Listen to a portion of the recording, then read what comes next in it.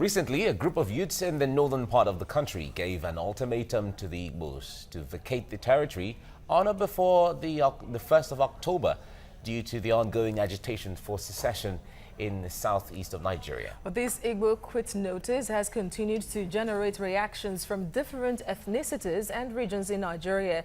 And in reaction to it, a coalition of Niger Delta militants also asked northerners living in the Delta area to vacate. Although acting President Yemi Osinbajo has warned against hate speeches and threats from many parts of the country, the militant groups have lamented that none of the issuers of the Igbo quit notice have been arrested. And they are calling for the immediate relocation of the NNPC headquarters to the Niger Delta and the return of oil blocks owned by northerners to the Niger Delta people.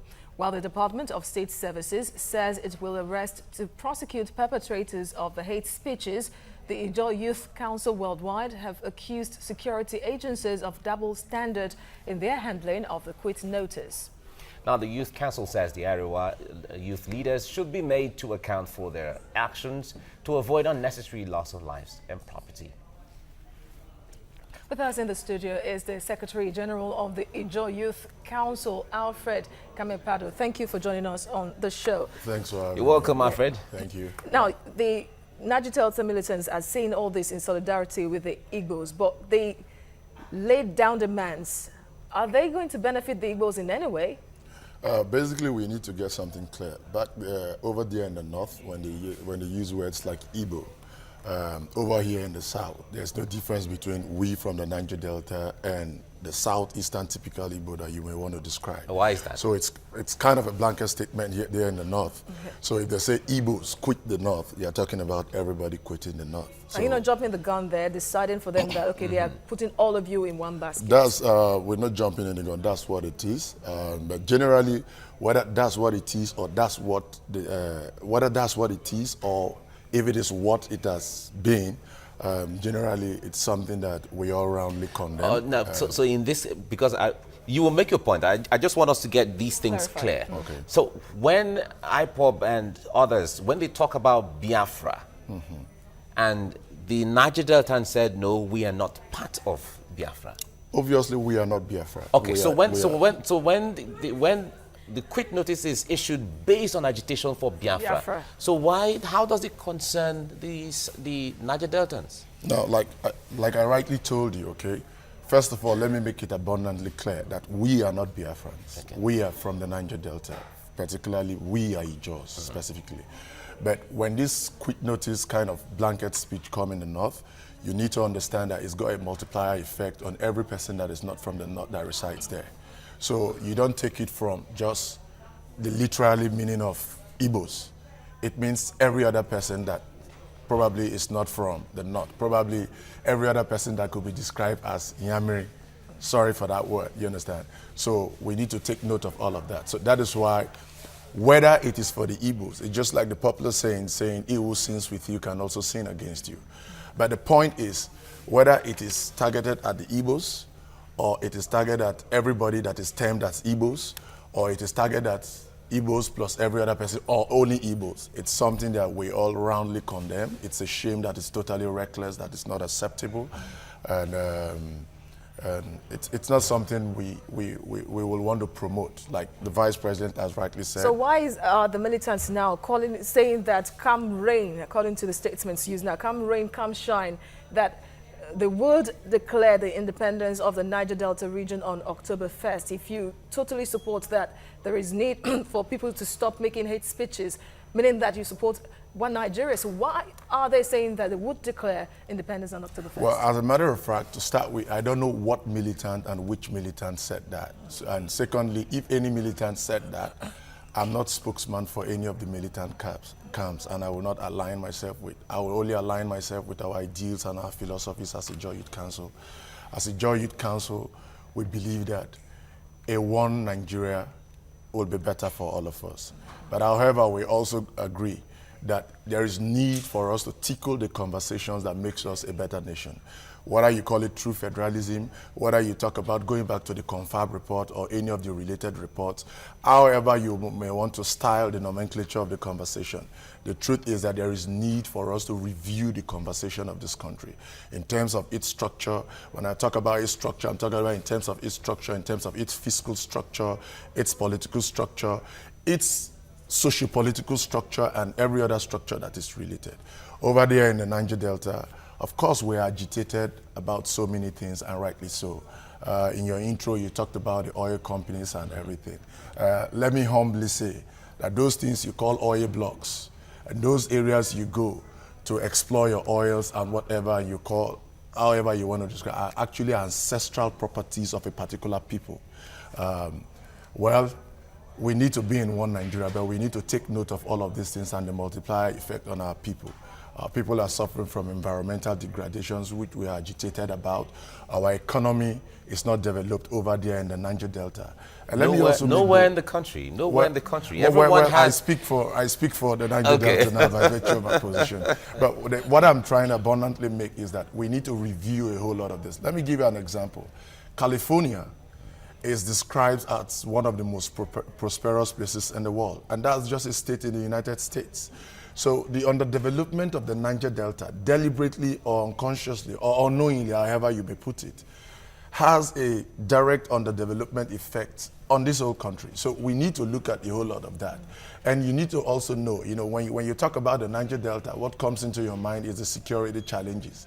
But the federal government needs to also now understand that going beyond what you know as security challenges and sending soldiers down to the Niger Delta is not the way to go. We need to begin to think of how we can economically prosper the Niger Delta, because statistics has also shown that poverty breeds insecurity too. All right. So when you cause this kind of massive industrial development in the Niger Delta, it will also help to curb the security, save our army, save our region, save our environment. And, ultimately create more, ultimately it goes. So yeah, that's a better way of let me quickly ask you. So yeah. Is the Ijaw Youth Council now making efforts, or has made efforts in the past, to let all the militant groups that have identified themselves as one body to say that they want independence, to make efforts to tell them that this is not the way to go? The way to go is, let's sit down first of all, chart a new course for the Niger Delta, and present a one unified, peaceful front to the federal government of Nigeria for peace to reign, and then call for restructuring instead of the way they are going. Like I told you, we are not them, and I don't even know who you're talking about. The Ijaw Youth Council, yeah, we're making efforts. Part of the effort is what I'm talking about. What I'm talking about is that we need a more united Nigeria, but we need to keep the Nigerian conversation on the deck again and see how it properly suits us, you understand? Yes, we are agitated. Yes, we are marginalized. Yes, we are explored and exploited. Yes, we feel bad, but a more united Nigeria with the conversation being on board and everybody being respected, and every region and every part of this country being promoted to produce or to contribute to the national pulse. All of those issues we'll look at. The time will not permit me to go into the details of all of these things. So that is what we are saying. And secondly, recently you may have heard the Vice President say that oil multinationals should move down to the Niger Delta. Brilliant, that's a perfect one. But some people who know less or almost nothing about the Niger Delta will want to describe us as being insecure. That's totally not true. That's misrepresentation of our Niger Delta. Coming back to your question, what are we doing as a Ijaw Youth Council and youths? First of all, we have made the environment peaceful. Yes, there might be pockets of this and that everywhere, just like it is everywhere. After all, recently, somebody, I don't want to call the name, was arrested here in Lagos, and they say he's a kingpin of something. It was not in the Niger Delta. Okay, so these things, what happens in the Niger Delta happens everywhere. So efforts should not be made at deliberately demarketing us. So oil companies can come. I can speak to you authoritatively on behalf of the youths and on behalf of whoever you may choose, or rightly so to call a militant, that we are ready to work with you to promote this country, to promote the economy of that region that will subsequently promote the economy of the state. And right. the environment is not... I like that resolution, because if all the different groups and organizations, if all of them are taking that posture, that stand at this position, we are ready to. wouldn't have been talking about this in the first instance. But let's come to some of the items that were mentioned in the issue we're talking about here now. One of them is the relocation, also the reallocation of oil blocks. Okay. Let us go into the real issue here now, if we have to put it bare. The reallocation of oil blocks, when it is done, and then the Niger Deltans now own the block, okay, I own this block, how more prosperous would the Niger Deltans be in true terms? When it comes to the environment, when it comes to the industries, when it comes to all the things, social amenities that you request?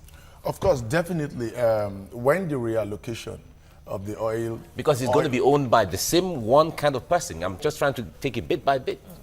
No, summarily, what we are saying with respect to the reallocation of whatever oil facility, oil block, marginal field, or modular refinery, or whatever you would say, what we are agitating as Nigerians first, as Niger Deltans first, and as Nigerians in the whole, is that Niger Deltans should be given a fair share to operate in their environment, the resources that have come from their environment. Now, how that comes to prosper the whole of the Niger Delta is a different question. It's a different question that I will answer also now. It means that it will also help to promote those who are in such businesses around the environment. I'm not in that kind of business, okay? Those who are in such, we have young Niger Deltans who are in such oil business who may have been edged out consequent upon the politics at the so-called top, okay? It will help to put their feet down. It will help to make them raise their headquarters even in the Niger Delta and pay taxes to the government in the Niger Delta, thereby raising the IGR. So coming back to the nitty-gritty of that question is that, first of all, with due respect, these so-called oil blocks or oil facilities, like it was in the days of cocoa and others, are our properties. They are domiciled in our area. People are mining lead, gold, and other things in the north. Nobody raises eyebrow about that. Yeah, but let me not go into... But we understand. Okay, but certainly we understand, sorry, we understand the laws. When it comes to the laws, oil and all of that automatically fall under the exclusive list, which means that it is the property of the federal government. So what you're saying that is good for the oil to fall in the exclusive list? It's not about, I'm talking about the status quo right now. It's not about... What we are saying and what we are praying and what we are lobbying, what we are appealing and agitating for is that within the framework of that law, a fair share of Niger Deltans, Ijaw people, and all other Niger Deltans should be given a fair share to operate in that industry. Inclusiveness. As a matter of fact, the federal government should encourage them because we live there. We know that place. If I'm operating in my community, nobody may come and pick me up. I know the environment better. I'll give more scholarships there. So it will help to secure the environment and prosper this economy even more. All right, well, don't you think it could be a little complicated? Why I ask is, someone from the region was president and nothing changed. People were still agitating for this. So why now that it's becoming louder? Your person was there and he couldn't even achieve it. Now, let me make something clear. Our person was there. He was president of Nigeria. And like you rightly said, he had followed the laws. Now, his presence there and his reign there is a metaphor for how generous we have become. That even while we were there, we did not just flout the laws and appropriate everything to ourselves, and that we are still following due process. So in that same calm manner, the way we were generous to Nigerians, we are also asking Nigerians, and rightly so, that it's also good that they are generous to all of us, okay? Yes, good luck was there. Okay, that's the person you're talking about. Okay, good. It's a metaphor for how decent we can be, how not aggressive as the media has portrayed us. That we are not like that. How non-confrontational. How non-confrontational. That's from him. That's Nigerians would say that's just an exception because the militants. Actually, was a confrontational platform. Let me tell you something. This is now the problem. Okay. Now you've just said it's an exception. No, I'm saying in the minds of people who. Well, you are a reporter. Probably that's also, but that's also wrong. That's typical of us. We are very hospitable people. Okay. If there is any area that oil companies should operate in this country, in this region of Africa, it's the Niger Delta, because we are naturally hospitable people. Like I rightly told you, the activities of militancy and all that is blown out of proportion. Like I just asked you, recently, a kingpin was arrested. Where was it arrested? It's here in Lagos, not in the Niger Delta. And what that kingpin did here in Lagos, it wouldn't have been done. He's still a Nigerian. He's a Nigerian. So, like so you just realize it's a Nigerian. No, that's what we're saying. That's what I'm saying too. So you are Nigerians as well. So but what will you say about the section of those in the Niger Delta saying this? Because it's not just one militant group that said it. It's a group of militant groups in the region saying that they want and that they are not going to be on the defensive this time around if they do not listen to them, that they will go on all fronts to attack. Well, like I rightly said, like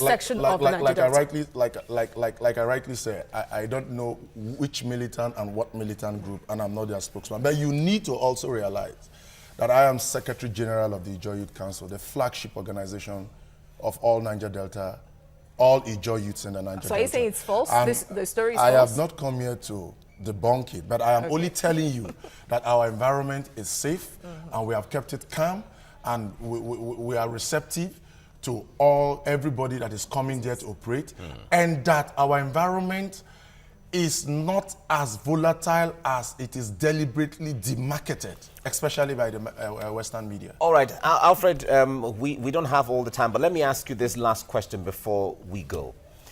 We remember in the early independence and all of that, our founding fathers were all in their 20s and 30s. They were the youths who led this country, brought projection and all of that. We have not, amongst all of this, youths in the north, youths in the south, youths in the east, we've not seen any effort of, let's say, Niger Delta, like your organization, extending an invitation to meet with Arewa youths, sit down and let us talk as new generation Nigerians. From different regions coming together. IPOB, as led by Nnamdi Kanu, wanting to sit down and talk with Arewa Consultative, as the case may be. We've not seen that kind of new generation of thinkers. What do you think from that? Is it a failure of the new generation or something? Well, let me not speak for other groups, but particularly for the Ijaw Youth Council, especially the one that is led by us, which is fresh. We are doing that and we are reaching out. Recently, kudos to the Vice President. He invited us for like ethnic nationalities youth presidents meeting, which we had in the Hilton, and all of us are already conversant. Probably the media is underreporting that aspect. No, that's not it. As far as it happens, we'll certainly know. But we are not even talking about. We're not even talking about meeting with the president this time around. We're talking about like Ijaw National, Ijaw Youth Council meeting with Arewa Consultative Forum. We are doing that. We are doing that. I can rightly say that we are doing that. On the day you're meeting, let us know. Oh, I will. And you will come, you won't charge me, would you? You don't have to. I don't have to. It is something we have to promote. It's national integration. Oh, brilliant. All right. Alfred Kemefado, Secretary General of the Ijaw Youth Council Worldwide, thank you for coming on the program. Thanks for having me. Thank you so much.